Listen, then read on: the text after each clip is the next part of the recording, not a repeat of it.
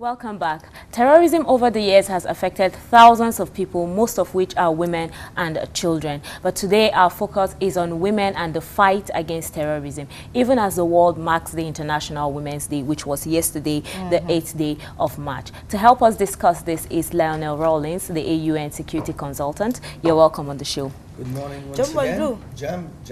No, sorry. Jam. Nice one. You're improving by the day, you know. Yeah, small. Okay, so we have to agree that first, women and children seem to be the easy victims when you talk about terrorism. But is there any way that women can come out and fight against terrorism, knowing that they are so easy to be victims in such scenarios? Yes, as a matter of fact, in some countries, women are now fighting, and they're actually out on the front lines with AK-47s and fighting. And in many countries, women are out there fighting alongside their male counterparts. But in certain countries, to include Nigeria, women are kind of pushed back and excluded from going out on the front and doing battle with the enemy. But all around the world, things are changing, you know, and women have shown their worth, that they can do anything that the men do, within reason. They can do anything but... Why did you hold back? You know, why did you hold back? You know, there's this saying that say, you know, what a man can do, a woman can do even better. So why did you hold back? Your boss says something. No, I don't know if they can do everything better. But I do believe that they can do it just as good, perhaps not better in certain things. Certain things you can do better. In the essence of war and fighting, we have women fighter pilots. Look at Jordan. Look at Israel. They have people that they're fighting. Look at Syria. All around, women are out there leading the fight, and not just by themselves. They are actually leading men into combat. So that's something for you all to think about here in Nigeria. And earlier you mentioned the fact that, you know, women in this part of the country, you know, are pushed aside because they tend to believe they are weaker vessels, and the men always want to say, okay, don't worry, I'll protect you. But in a scenario where you have, you know, terrorism, you have terrorists attacking, and women are always at the receiving end, if I may put it that way. And now they said we are saying no to that. We also have to fight for our lives, fight for the life of our children. So are we now seeing this kind of relationship in a way that not really man-woman relationship, but, you know, on the battlefront, accepting the fight by women, not really relegating them to the background like they used to be? Well, it's a very good point and very good question. You know, in the fight against terrorism, women are playing three different roles. One, you have women are doing the job of being in the military. So just being in the military, being the women police, SSS, civil defense, immigration, they're out there too, doing a great job fighting and defending the country and fighting alongside their colleagues. But then you also have women, they're the first people to be victimized. They play the role of victim. I shouldn't say they play the role of, because it's not a play and it's not a role. They're the ones who have been targeted most, women and children. They're the ones who die the most, and they're the one who suffers the most. And even if they didn't get killed, they still suffer over again because their husbands or fathers are usually murdered, and they have to take up the fight. And then the other role that they play is they become the victimizers. They're also the perpetrators. They're the ones who are actually carrying out suicide bombings. Sure. Not forcefully, they're doing it voluntarily. And if they're not doing that, they're sympathizing with the insurgents, or they're doing things like recruiting for the insurgents, acting as lookouts and providing information that the insurgents can use. So women, it depends on where you are. They play those three critical roles, but Nigeria, for example, must not forget that they must use the women in a more, as you said, a more advanced role. Put them to the front, put them to the test. I really truly believe that women can do everything these men can do on the front line. Okay, you're talking about putting women to more advanced roles, but the question of rape in some of this terrorist-laden area is a big question. It's just something that is there. So why should a woman want to take up more advanced roles if she knows that if she's caught, she gets to be raped before she's killed? So why do you think many women want to do that? Well, it's a badge of honor to be able to say you're defending your country and doing it well. Being raped, if you're caught, is one of the ills of war, the bad things of war that goes on. They might not be raped, but they get tortured brutally too before they get killed. Some of them are burned to death. Some of them they get heads chopped off. So the question to ask is it more important to fight and die for your country than to exist in the country and do nothing? You know, ask not have your rights trampled on. Exactly. Ask not what your country can do for you, but what you can do for your country. And if dying is one of them, I think it's a gracious way to die and an honorable way to die. Die like a hero. Well, Lionel, we'll come back to also look at, women's role in combating terrorism, especially when you have women, acting as spies, when you have women, being used as a bait, as a bait, for these activities of the terrorists rather to be carried out. When we come back from this break, we'll look at some of these factors and see how we can deal with it. Now, let's take this report from Michika local government, where women now, have taken up, the responsibility of protecting their environments. Let's see that report with Sheriff Al-Hassan.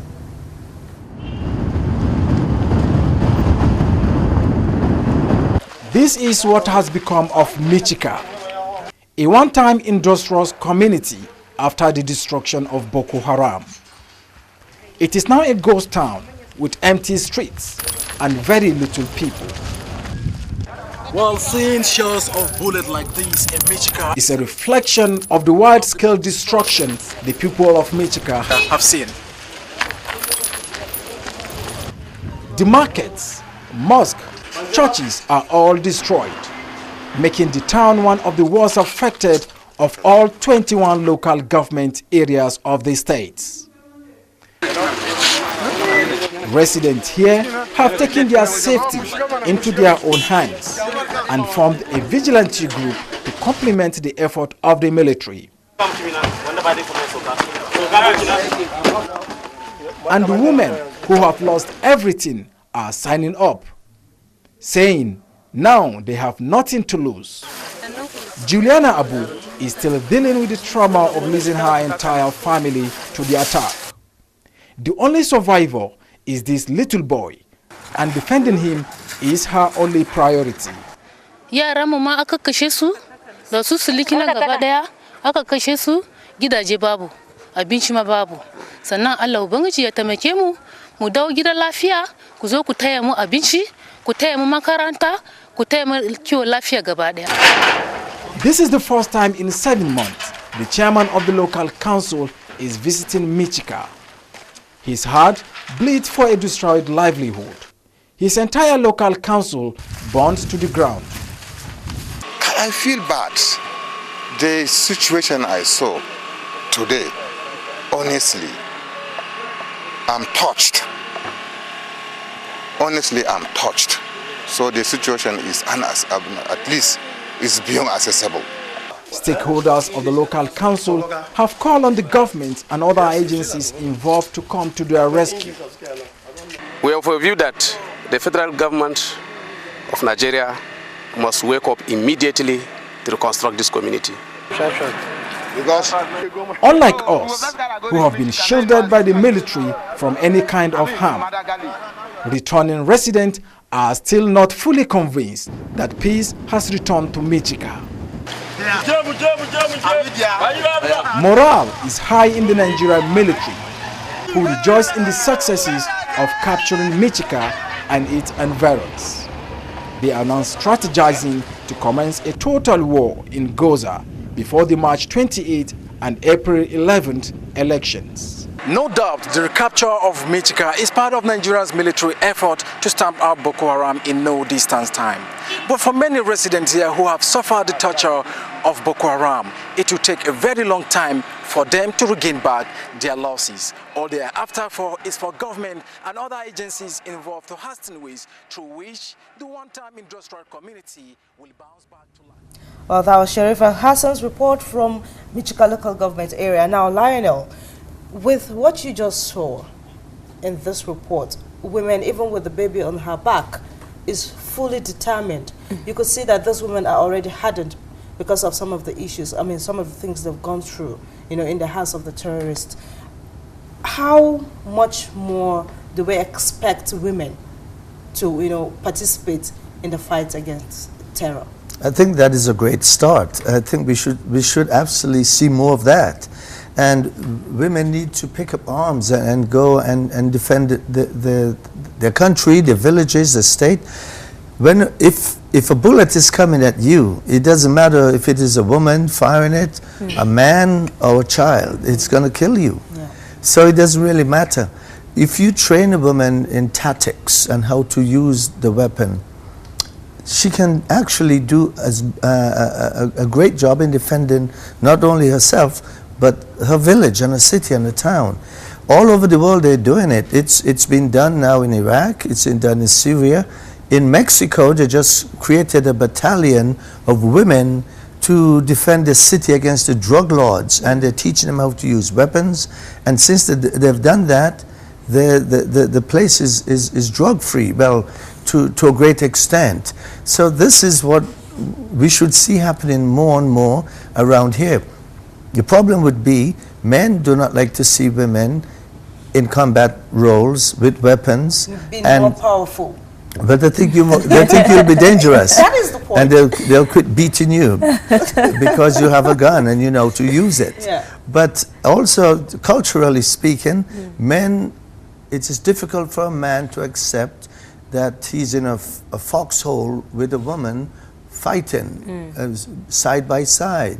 And we have to overcome those kind of stigmas. You know, in the U.S., that was a big thing 20 years ago, when they first decided to bring women to the front lines and put them in active combat. The whole country was totally against it, until after the first time and the second, and you know, Iraq and Afghanistan, and now we realize the women can do it just as good as the men. And I predict that it will happen right here in Nigeria. And I think the Nigerian women are forceful and aggressively trained. If you do it well enough, they can do it just as good as the soldiers. Now, I still want to look at the woman with the baby. Already, anyone looking at her sees her weakness, because that's the baby. Any attack on that baby is an attack on her. And women naturally have the mother-child love that surpasses any other thing. Don't you think that with their children, it's still a limitation for how well a woman can walk in the battlefield? Or let's look at it in the reverse psychological aspect of it. If you hurt that baby, you might turn that woman into a one-man fighting or one-woman fighting machine. She might be so angry because she's already lost the others, the other families, and she lost her husband, and you're going to take the only thing she has left, which is that baby. That woman will turn herself into a one-woman fighting machine, and you may see the wrath of of hell hath no fury. Hell hath no fury like a woman scorned. You'll see the wrath of hell coming out of her. So you can look at it from that aspect. But there's nothing wrong with her having that, you know, people have gone to war and carried around wounded people on their backs and still fighting. And a wounded person is just as vulnerable as what you saw there with a woman with a baby on the back. And on the other side of it, if you're carrying a wounded comrade, he's heavy. And many times you have to drop him, put him down and fight. So it's okay, it's normal and natural. It just seems unnatural because we do not see it in a day-to-day basis, but it goes on right now. Even in certain parts of the world where there's war, there's somebody dragging a wounded comrade around with him or her just to keep him safe. Now back to my earlier question before the break, when I asked the fact that women can also, you know, in a combat, you know, situation like this, where you have women being used as spies, you have women being used as, you know, informants to get to, you know, possibly the enemy line, to get information for the other group where she belongs and all that, you know, those forth and back. You know the terminology is better than I do. But let's look at the role women can play better in combating terror. Should this be one of the strategies? It is a strategy. It has been one of the oldest strategies ever since man started to walk the earth. You always use a woman as a spy. It's easier for her to get through and get information. We have stories of Mata Hari and all those women who infiltrated the enemy lines, get the information and take it back. So one of the things you see Boko Haram is so successful at is sending women into institutions and marketplaces to determine who is there, where's the weakest spot, where's the most vulnerable, where you can get the most kill for one bang. And it's women who are going in, getting this information and bringing it back to them undetected. And so even if people see a strange woman in a marketplace, they don't say much, you know, it's normal. If they see a strange man, they start to react. Who is he? What is he doing here? But we never do that about a woman. Actually, they may look at and admire the woman, especially if she's a beautiful, charming woman. She will be admired more by the people rather than them suspecting anything. So it is a very good, is one of the most effective tools and manner in which a woman can be used as usually a spy. And it goes deeper too. You know, women have been trained to go to bed with intelligence agents just to get information as well. And that too has worked even flawlessly over the years. And for anyone out there, Google it. You'll see how many women spies they've had throughout the world who have created serious victories for many battle-torn countries. Okay, the Delilah effect, it seems. Delilah effect, that's right. We are seeing, you have said earlier on rather that a lot of women have been able to switch sympathies because they have had to, you know, work with losses, maybe their husbands, their brothers, their children. Is it possible that rather than switch allegiance to the insurgents, that women can use their loss as a propelling factor to support, for example, the Nigerian troop in battling the insurgents? Is it possible? It is possible. It's difficult, but possible. Nothing like that. And as a matter of fact, some women have done that. Some women have turned their losses into such anger, but they've turned that anger into a positive anger. Instead of going out and joining the insurgents, they go and they work closely with the Nigerian security forces to give them information and to tell them things. If you see something, say something. And they've been doing it quite successfully. But it's a very good question because, like I said, from the reverse psychology of it, is instead of going and giving Boko Haram all of your support and the insurgents, you take it and use it positively.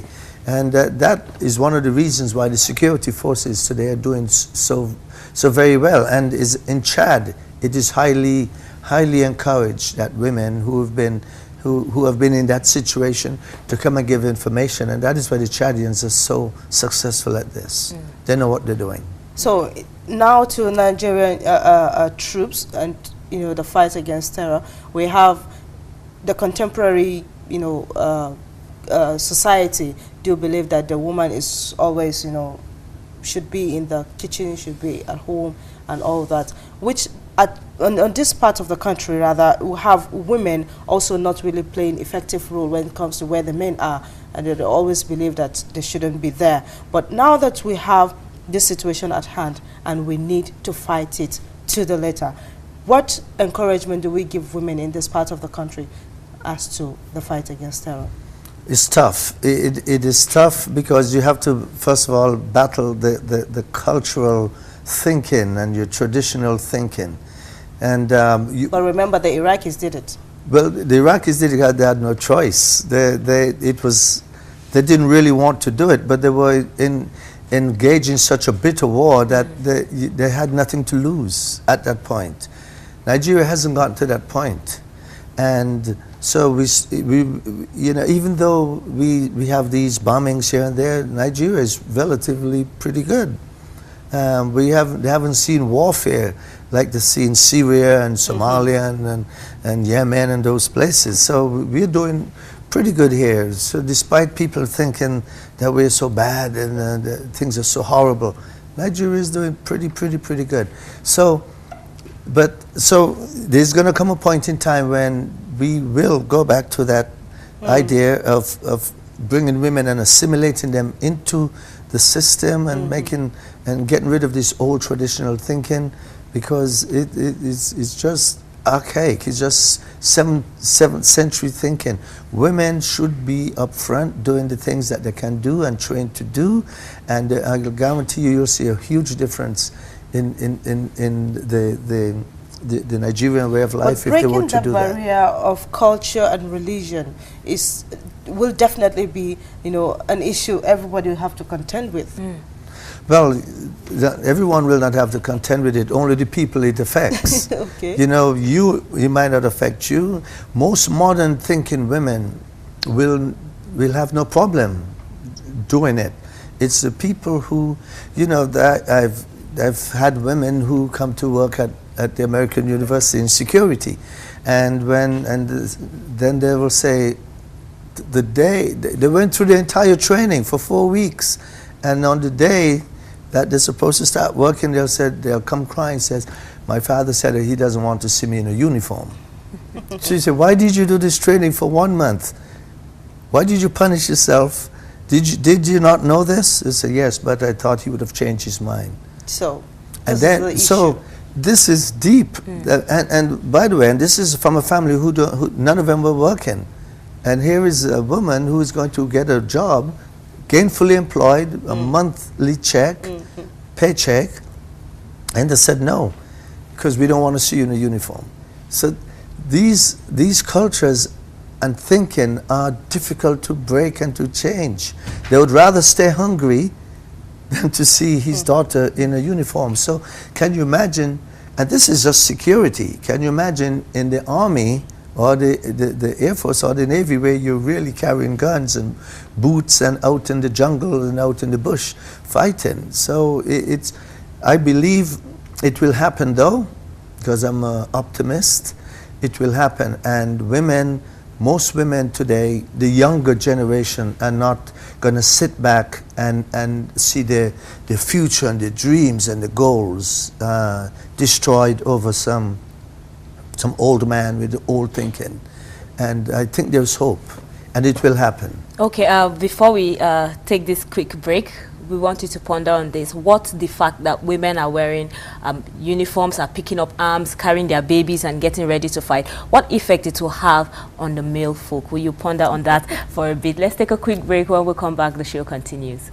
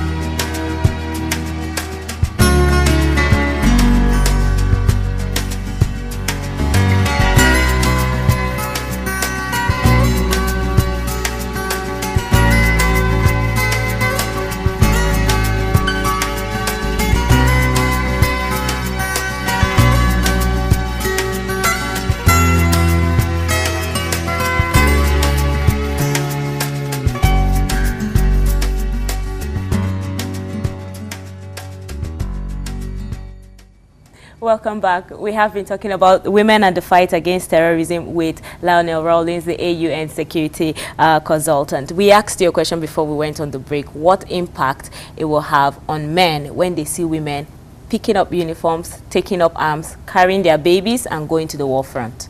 Well, in the beginning, it's going to have a psychological effect on them in several ways. One, they're not accustomed to see this behavior. So they think, like you said, I am the protector, I'm the one supposed to protect you. And it can affect the way he fights, because he'll be always concerned about protecting you rather than going after the enemy. He's going to be always looking at you. Secondly, he may think that you can't protect him. So he may wonder, ego. Yes, he may think that I don't want to be with her. I don't want her covering me while I'm crawling over there, because I don't think she can protect me well enough. I need a man to do it. Or he may think that she may accidentally shoot me with the weapon because she can't shoot, and I don't trust women with weapons. But there's another aspect of it. It affects the man in certain ways, because he may start forgetting his duties and start to fall in love with you. It has happened. You know, I thought that only happens in the movies. No, it happens in real life. He may start, he's fighting on patrol with a beautiful woman, and he's looking at her. It's in the middle of the night. It's a moonlit night, and her mind is on the job. His mind is on her. And so he's not doing what he's supposed to do. So there is distraction, as we call it, military, strategic distraction. But it happened in the U.S. It happened all over. It happened in London, in Great Britain. It happened in Israel. These are the things that men go through. The good news is they will get over it, and with due course. And it will not take a long time. After a couple of months, they realize you're here to stay, and we are brothers and sisters in arms. We have to watch out for each other, and the whole attitudes will change. And you will see, again, I'm a total optimist, it will happen. And I think in Nigeria, it will happen pretty soon, within the next 2 years. Okay, that's soon. Well, you also have the issue of, women taking up arms, protecting their lives and that of their family and the nation, as it were. And then you have them, all rigid, all tough, strong, and all that. And you don't see the men folk, really having the confidence to go up, and we're talking on a lighter note now, to go up to her and maybe wanting to, approach her on relationship base and all that. Do you think that really is a factor we should consider, when we see women going up to the war front? Well, yes. What would happen is, the men in the military, any man in a uniform will act tough. He can't come out and drop on his knees and ask you to go out on a date with him. No uniformed personnel will do that. And if he did, they should court-martial him. Okay. I think so. You shouldn't drop on your uniform for nobody. But most of them will wait until the moment and the time is right. It's like both of you eating in the mess hall, in the cafeteria. You're on patrol somewhere. You're sitting on the back of a truck or jeep, and that's when he started talking to you. So he started to let his guard down. But in the beginning, he's got to look rigid and soldierly and manly, because that he has to impress you, that he's a warrior. Okay. But after a certain while, you realize he's just a little pussycat. Okay, I want to look at a woman's cycle. Her cycle makes her emotional at certain times of the month, makes her, calm at other times of the month. Do you think that the emotional makeup of a woman, and then the fact that she has influx of hormones at different times of the month, do you think it makes her mentally capable to be a soldier on the battlefront? Yes. Yes, but it's a very good question, because that came up one time in the discussions about whether or not women are capable of going on the battlefield. And what we've discovered was, yes, she has her ups and downs, but if she's trained and she's a professional soldier, she knows how to balance the hormonal upswings and downs.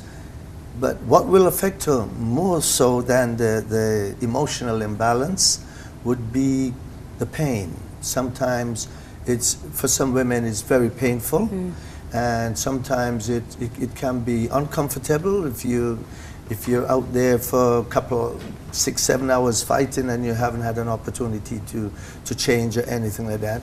So those are the things that will affect her more than the emotional ups and downs.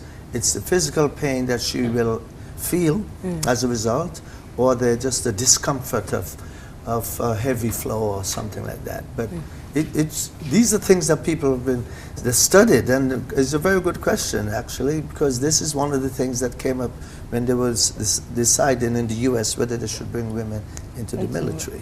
Well, believe me, when the war is tough, you don't think about such things. All you want to do is to stay alive. Yeah. That is very true. All right, let's also look at government policies.